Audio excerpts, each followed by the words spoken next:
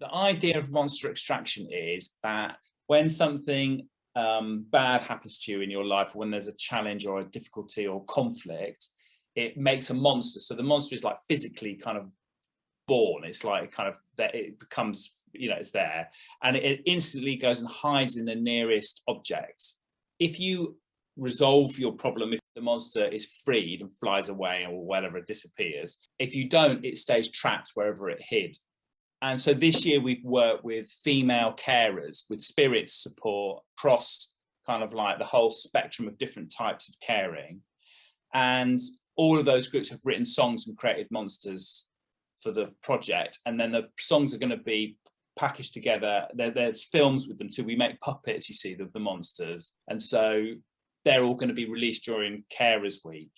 The women and girls who have worked on it they're all united by the fact that they're involved in caring, that there's a kind of demand on them, a caring demand on them.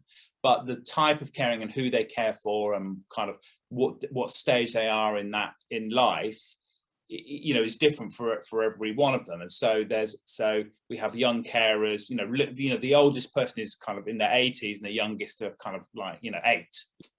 So we've got young carers who've got kind of family members who are ill. We've got teenagers who are sort of looking after kind of grandparents or kind of aunts and stuff, and then through to kind of mums of kids who've got autism, and other mums who have got kids who are kind of like severely disabled, through to carers of people with dementia, wives of people with dementia or daughters of people with dementia. So it's a kind of really broad thing. And so all of those people they're all very different, the people, but they're all brought together in this process, and what they make in the end will be much bigger than the sum of its parts. What people are actually talking about are their darkest moments, but they're talking about them in this sort of silly way. So that combination, I think, makes it really fascinating.